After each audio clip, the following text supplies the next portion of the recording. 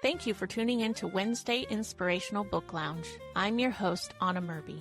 Today we welcome back Pastor Hubert Carl as he reads to us the well-known Green Leaf in Drought Time, a harrowing missionary story of a family who gave up everything to do pioneering missions work in inland China. Enjoy the show.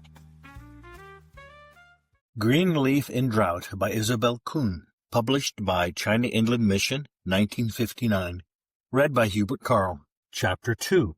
When Heat Comes. Arthur was right about the Lord raising up friends. The next day a bright young face smiled upon them, and two bronze Mongol ones. It was Ben, a graduate of Grace Bible Institute of Hangzhou, who had come to the wild far parts of his country as a home missionary. Only 18 or 19 years old, Ben was devoted to the Lord, and eagerly sought the white missionary for counsel and fellowship. He was staying in premises beyond theirs with a Mongol teacher who had taught the previous missionaries. His Mongol wife, Sengel, was all smiles and willing to serve Mrs. Matthews, as she had the other missionary wife. We can imagine Arthur's joy at being able to start again with his study of Mongolian. He had had a year of it already in Langchao, and Wilda's happiness at having someone to share in the labors of primitive housekeeping.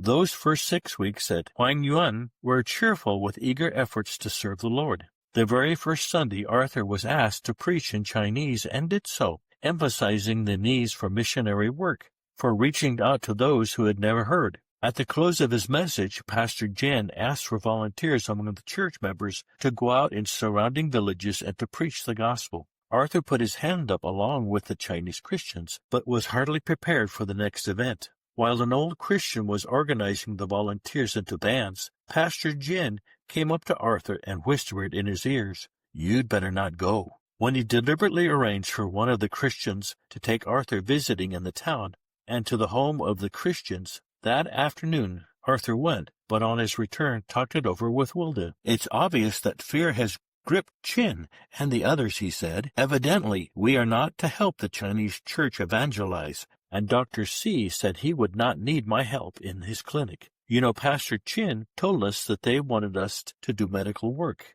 and here I gone and bought $100 worth of medicine just in response to his plea. Spreading out his roots by the river may describe the Christian privilege of thinking through a problem in the presence of the Lord. As Arthur did this, an idea came to him. The Mongol caravans from Kokonor passed by the outside of the city wall where there were some home. Why not try to rent one of these and set up a sort of caravan rest house? Mongols needed a safe place to leave their animals and pots while they went into the town to find purchasers for their wool, also while they were buying the loads for their return journey, barley flour, cloth, iron pots, and such. Maybe Pastor Jin would know of a suitable place. So Arthur approached him. "Yes," pondered the pastor, "that might be a good idea." And he knew of a Christian who owned a good-sized house right on the road. It had a large upper room over a courtyard big enough to accommodate camels. Would Pastor Matthews care to go and see it? Indeed he would, and so the two set out. The house was found, and it was suitable. Moreover, the owner was willing to rent. It was a happy missionary who hurried home to his wife that night. "We got it," he cried out. "It is a very suitable, though of course it must be cleaned up and put into shape, and I'm going to have it whitewashed, and then gospel posters in Tibetan, Arabic, and Chinese plastered on the walls. Their bright colors would decorate as well as instruct. I'm going to have a reading table with literature in all these languages, for more than Mongols will come in. And now I know why I have been led to bring all the medicine. We will have a clinic, and they will get help for body as well as soul." From then on, every day they spent in fixing up the Mongol Gospel Inn. He put in a board floor, had a medicine cabinet made, and a big bed. Hopes ran high. One day he saw a Mongol boy talk to him and found out that he, Arthur, was understood. The lad took him to his tent, pitched out on the fields outside the city wall, and introduced him to his mother. In the meanwhile, two other young Chinese home missionaries had joined Ben. There was Timothy and John, and their bright faith was a blessing and stimulus to the Matthews family. Wilda, too, was going out visiting with the wife of the Pastor Jin. Little did she guess that her loving words and smiles those days were to be the only direct ministry she was to have among them. But it was enough to show the women and girls of Hangwan that the white woman in their midst was there to love them. Hudson Taylor used to say, "There is a mighty power in contact. They are not clean, and sometimes we are tempted to draw our skirts together. But I believe there is no blessing when it is the case. There is much power in drawing near to people, and there is a wonderful power in touching people." A poor woman in Chengdu, when she heard of a certain missionary's death, said, "What a loss to us! She used to take hold of my hand and comfort me so." If you put your hand on the shoulder of a man, there is power in it. There is something in contact. It is a real power we may use for God. Those were the days of the touch of the hand, the loving concern of the eyes, the simple testimony of the voice. They would not be forgotten later when the government forbade it. December 8th, 1950, was the date set to open the Mongol Gospel Inn. The day before, a small boy came running to Arthur. "Chinese! A Chinese troop has taken over our inn. They've moved in." You can imagine Arthur's feelings as he hurried to the spot, and sure enough, the girls and young men of a propaganda troop had spread themselves throughout his new rooms. He could not turn them out, but indignantly protested, "You have no right here. It is I who have paid the rent. I paid for the cupboard, and for the bed, and everything else. What right have you to come and help yourself to it?"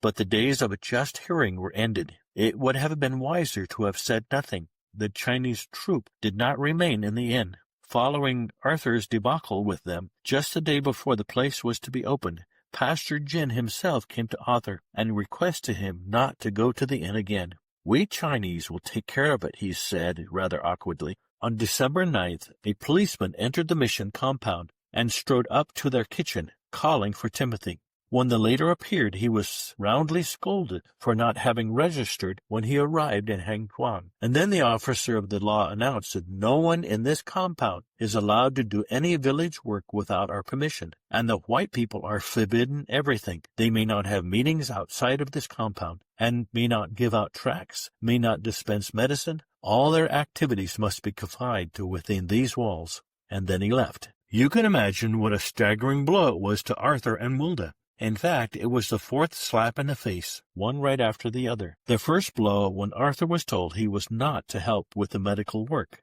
The second, when he was not to evangelize in the villages outside the city wall. The third, when the Chinese pastor himself asked him not to go to the Mongol inn, which he had prepared with such labor and expense. And now the fourth, confined to the compound. What was there inside these walls to do? It just seems as if every time they tried to engage in any Christian service, they were knocked out flat. Life's accustomed joys were slowly drying up, but the trees of the Lord have a secret supply. You will remember they had little furniture and practically no library.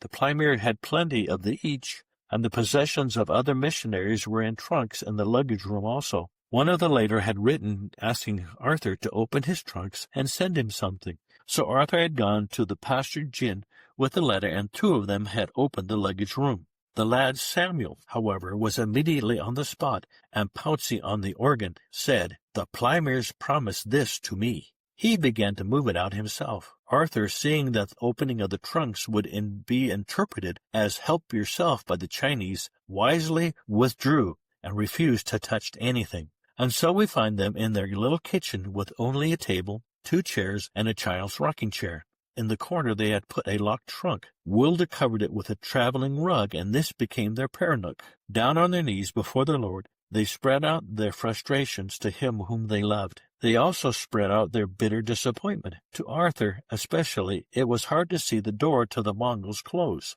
"And shall not see when heat comes, but her leaf shall be green." Comforted by the Lord, they rose from their knees to see what could yet be salvaged from their Mongol dream. Arthur talked it over with Pastor Jin and decided to make the now-equipped building a base for outward work by the Chinese church. After all, it did not matter who did the work as long as the gospel was preached. And here were 3 young Chinese home missionaries looking for an open door. "I would just stipulate," said Arthur, "that Ben, Timothy, and John be allowed to use it as their base too." The 3 Chinese boy missionaries were finding it difficult also. They were from a more civilized down-country province, which fact was easy to detect by their accent. Anything strange caused suspicion in those days, so the 3 lads felt a bit like foreigners too. More and more they sought fellowship and encouragement from Arthur and Wilda. Ben was especially close to their heart. The translation of his real name is illustrious benevolence. But that was too bulky for use in letters, and certainly did not picture the eager-faced lad who was not yet 20 years old. It was easy for him to catch Arthur's enthusiasm for the need of the Mongols, and quick sympathy for the white man's frustration may have fired him on. At any rate, we find Wilda writing home, but the doors are opening for others, for the young Chinese men and women who have heard the call to service and received their training in Bible school or in seminary, want to come into the harvest field in China's great northwest. Ben had gone on to Tulan to fulfill his call to the ministry among the Mongols. Slight of build and not robust in health, he had strong faith and courage which he surely needed as he faced that work. Tulan is a very small place, 12 camel stages from here, with just a few Chinese homes centered around a post office and government offices. Scattered in the area around are possibly more than 5,000 Mongol families living in tents. It is to these Ben wants to go. Living is very difficult and expensive, and he is living by faith in a very real sense, for no group is behind him. He hopes to make a living by cutting hair. Mr. W., a Christian shoemaker from this church, has gone to Tulan to be a witness there. I am sure you will remember these two men as they seek to spread the light under such circumstances. Ben did not last in Tulan. His story is an epic for Chinese church history of faith, suffering, and apparent frustration.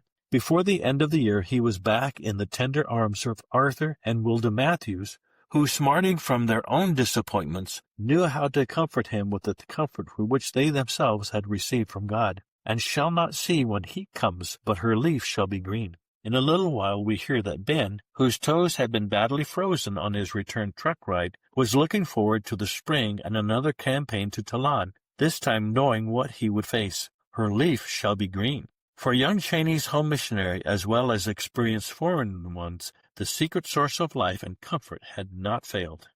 Thank you again for joining Wednesday Inspirational Book Lounge. Stay tuned for another installment next week of Green Leaf in Drought Time.